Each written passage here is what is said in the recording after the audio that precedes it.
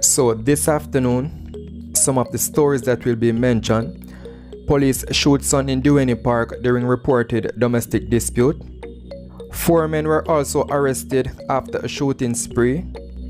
Over in St. James, 29-year-old Ricardo Thorpe charged with illegal possession of firearm. Ammunition seized in Kingston East. Also coming up, 2 firearms seized while 5 persons arrested in Westmoreland. That and more, so ensure you join us now if you haven't done so already. And it's quite easy. Just remember that if you're new to the channel, if it is your first time over here, please I'm asking you to subscribe. Plus, click the notification bell, and while doing so, select option all, so that way you'll be first in line to be notified about each and every activities on our channel. And also remember to give this video a like for YouTube algorithm. Blessings and more beatitude. Stay safe.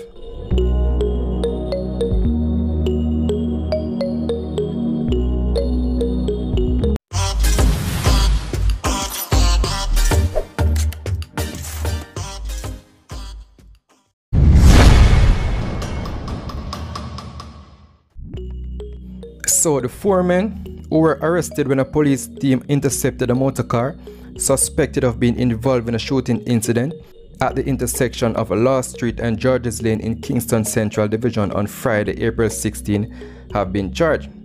They are 28-year-old Toussaint Baker of Clovelly Road in Kingston, 26-year-old Renardo MacLeod of Lysat Road in Kingston, 28-year-old Kentice Williston of Park Lane, Kingston, and 27-year-old Stephen Borland, otherwise called Birdie, of Queen Street in Kingston.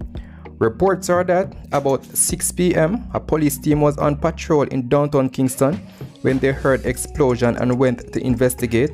Upon their arrival, a Toyota Probox motor car was seen speeding off. The police pursued, and the Toyota Probox motor car subsequently collided with another police vehicle along the Sir Florizel Glasspole Highway in the Kingston Eastern Division and overturned. During a search of the Probox, one Smith & Wesson Springfield pistol containing 39mm rounds of ammunition and one Glock 17 pistol containing 39mm rounds of ammunition were found inside the vehicle. And so Baker, MacLeod, Williston, and Borland were arrested and subsequently charged after an interview was conducted. Their court dates are being finalized. Over in St. James, the St. James police have arrested and charged 29-year-old Ricardo Thorpe, otherwise called Shane, of Johnsall District in St. James with illegal possession of firearm in connection with an incident in his community on April 15. Reports are that about 10:44 a.m. a police team stopped and searched a motor vehicle driven by Thorpe. During the search of the vehicle, a high-point semi-automatic firearm was found inside a bag, and that led to his arrest. So Thorpe was charged on Monday, April 19 following an interview. His court date is also being finalized, so I'll keep you abreast on that as well.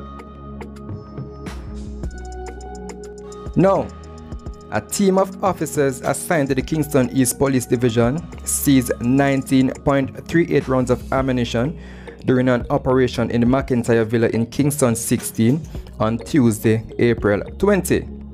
Reports from the Elliston Road Police are that about 11 a.m. the officers searched the rear of a premises where the firearm was found. No arrest was made in relation to the find. And as we move westward, the Savannah Lamar Police have arrested and charged 5 persons following the seizure of 2 firearms and 10 rounds of ammunition in Big Bridge District, Little London, Westmoreland on Tuesday, April 20. They have been identified as Otis Curlow, a 23-year-old farmer, 38-year-old Melissa Banton, Samoya Banton, a 20-year-old student, Samantha Walker, a 23-year-old chef, and Brian Banton, a 20-year-old chef as well, and they are all of Big Bridge District in the parish. Reports from the police are that about 10:45 a.m. an operation was carried out at the premises, and one 9mm pistol fitted with a magazine containing 4 9mm cartridges and 1.38 revolver containing 6.38 cartridges were found in building blocks at the back of the house. All 5 persons occupying the premises were charged after question and answer sessions, as in a categorization process, and so their court dates are being finalized. So the Jamaica Constabulary Force are announcing that 6 additional domestic violence intervention DVI centers will be open this year as a part of its plans to bolster its capacity to respond to instances of domestic violence.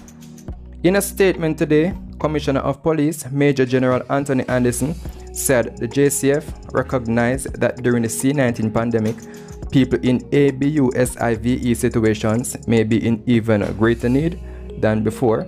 And of course, that is because most persons are now at their homes after being laid off from work, etc. So there's more time at hand to do what they so choose. Plus, the stress of economic downturn has affected many negatively, and the restrictions on movements have forced people into close quarters for protracted periods. So the centers will be hosted and managed at select police stations where professional volunteers will counsel people that are involved in domestic conflict. The 4 existing centers at Constant Spring, Matilda's Corner, Morant Bay, and Yalas police stations saw over 1,500 referrals in 2020, and of course that would have been a significant increase since the lockdown. So the JCF added that over 300 supervisors and managers have had DVI training since 2020, with an addition 168 in the last 3 months as they go through their development courses. And that is in addition to the mandatory domestic violence module in place for all police recruits in basic training at the National Police College. The Jamaica Constabulary Force have established a national coordination unit within the Community Safety and Security Branch, CSSB, that will capture data, ensure standardization, and interface with external partners. They are also strengthening the existing processes and procedures for dealing with domestic violence and have instituted additional reporting and accountability measures. Each station commander is required to pay particular attention to domestic violence cases within their policing area and report daily to the DVI liaison officer within the division so that these reports can be appropriately monitored. So as police, we must respond appropriately to all reports of domestic violence, remain professional, and refrain from making any judgmental utterances. So anyone who feels that they are not being attended to satisfactorily can report their matter to the Internal Investigation Branch, the Inspectorate and Professional Standards Oversight Bureau, IPROB, by calling or messaging 876-838-3084 or send the email to iprob@jcf.gov.jm. Thank you very much.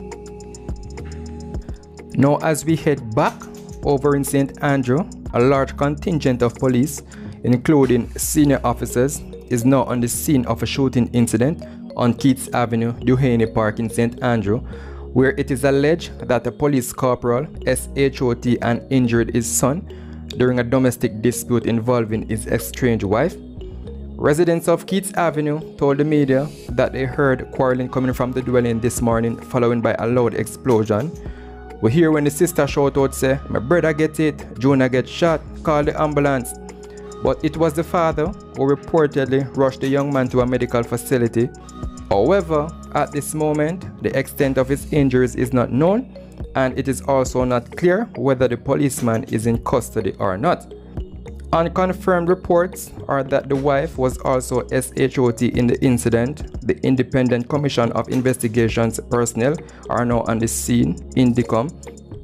And just last week, the owner of a meat and wholesale establishment on Gardentown Road in St. Andrew, Mr. Delton Knight, SH0T, and KILLED, his 38-year-old son, Ruel, during a reported argument at the location where they both work. Mr. Knight, 64, has since been charged with MUR, DER.